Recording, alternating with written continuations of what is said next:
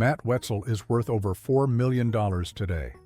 His YouTube channel pulls in nearly $50,000 every single month, and he's got almost 2 million subscribers watching his every move. But just a few years ago, this guy was grinding 12-hour days in the blazing Utah sun, barely scraping by. He gambled everything on a dying towing business that nobody thought would work.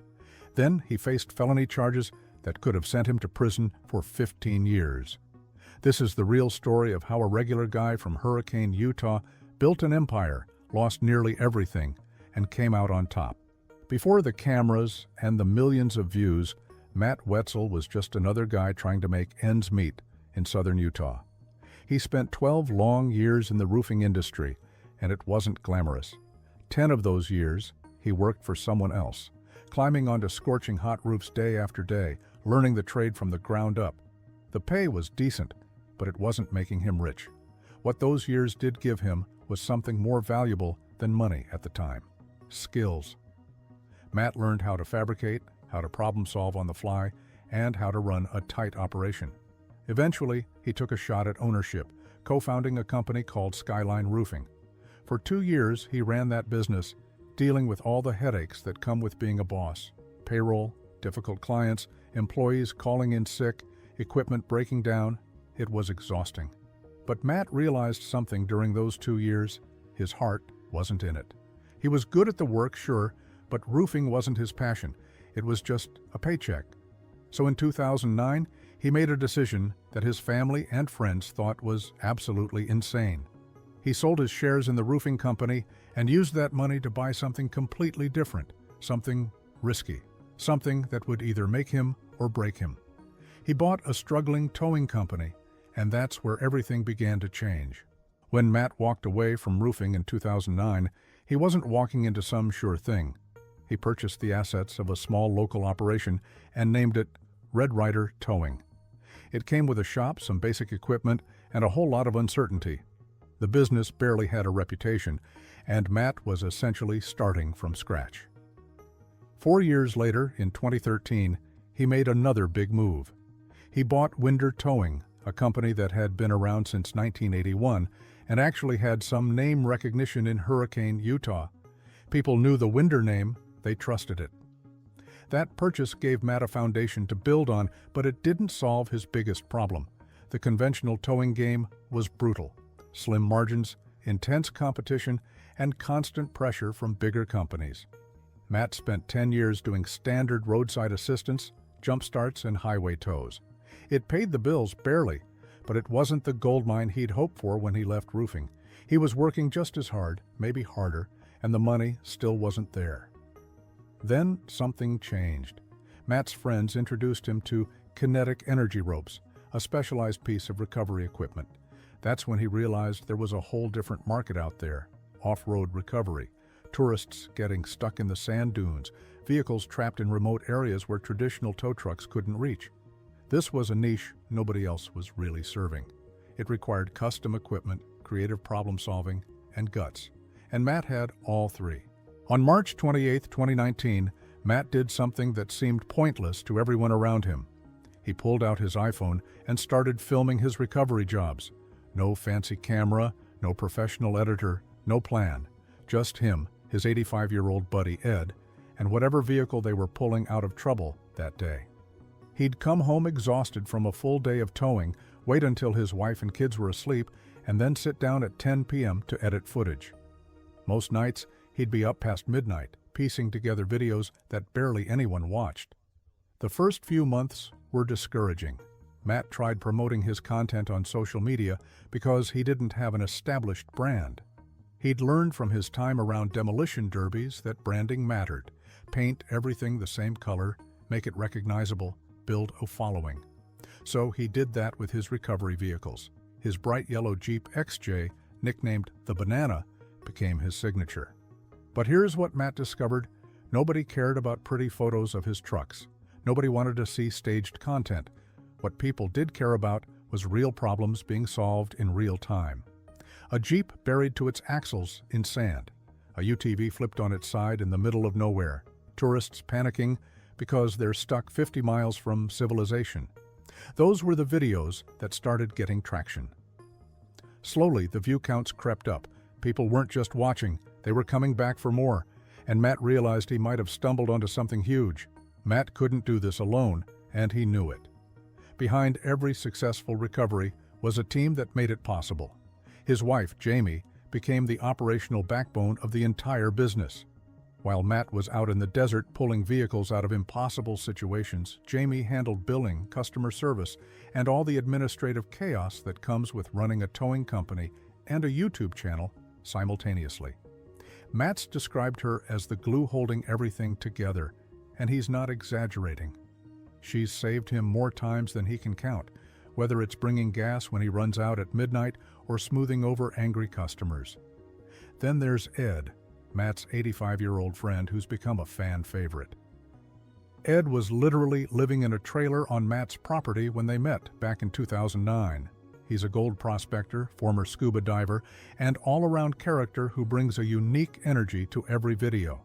Matt gave him the title Yard Manager and eventually built him an apartment in the shop. Ed disappears every fall to work his gold claim in California, but when he's around, he's organizing, helping, and keeping things entertaining. Matt's 4 sons have all been involved at various points, along with Lizzie, the daughter of Matt's lifelong best friend, Stuart. Lizzie joined in 2020 and quickly became one of the most popular members of the crew. She's a skilled welder, a rodeo competitor, and brought a fresh dynamic to the channel. The team also built increasingly impressive custom recovery rigs, including the controversial Heavy Wrecker that Matt claims is the world's largest off-road recovery vehicle. By late 2021, something extraordinary was happening. Matt's channel had exploded to over 900,000 subscribers, and the money was rolling in like he'd never imagined. Estimates put his YouTube earnings alone at somewhere between $47,000 and $50,000 per month. That's not a typo. Every single month, just from ads playing before his videos, Matt was pulling in more than most people make in a year. And that wasn't even counting everything else.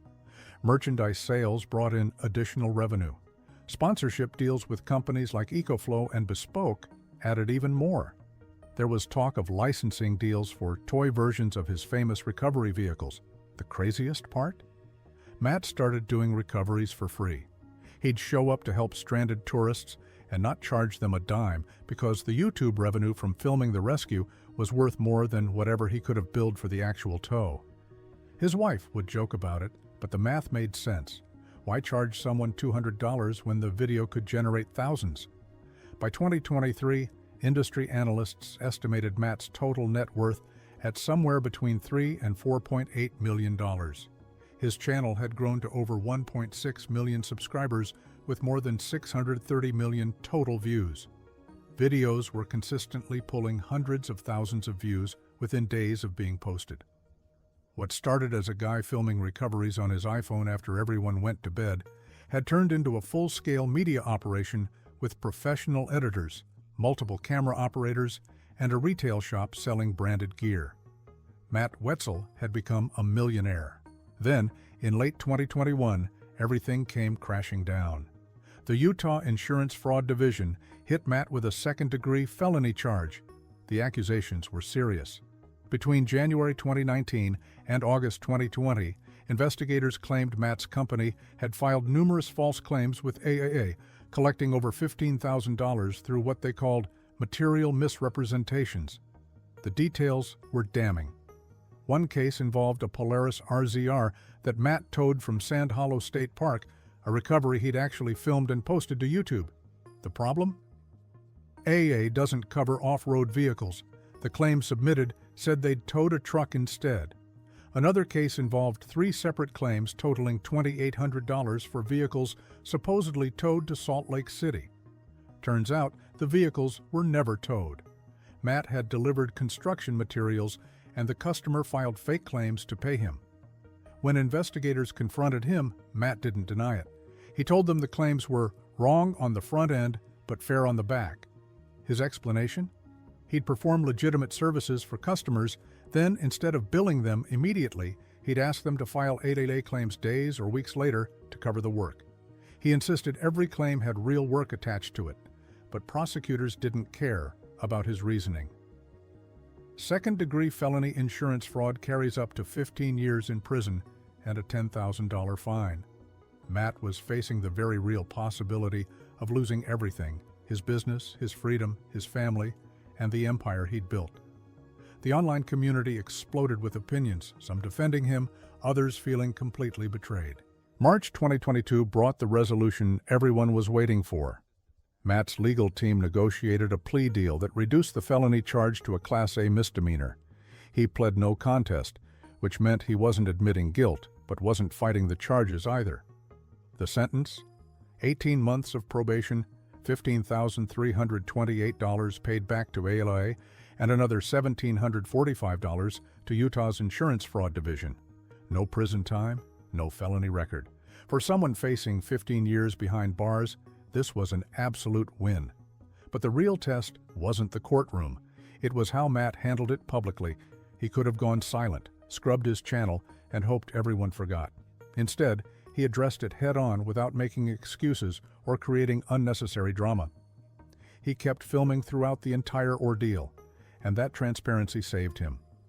Most of his audience stuck around because they appreciated the honesty. Matt turned down offers from major networks like Discovery Channel because he wanted to maintain creative control. He'd seen what happened to other YouTubers who sold out and lost their authenticity. Meanwhile, the team evolved. His son Rudy left to start his own channel, Rudy's Adventure and Design. Lizzie went part-time in 2023 to help her husband on his family's ranch, but Matt kept building. Today, his operation includes a full retail shop, professional editing team, merchandise line, and rumors of toy licensing deals worth thousands per month. His story proves that mistakes don't have to define you. How you handle them does.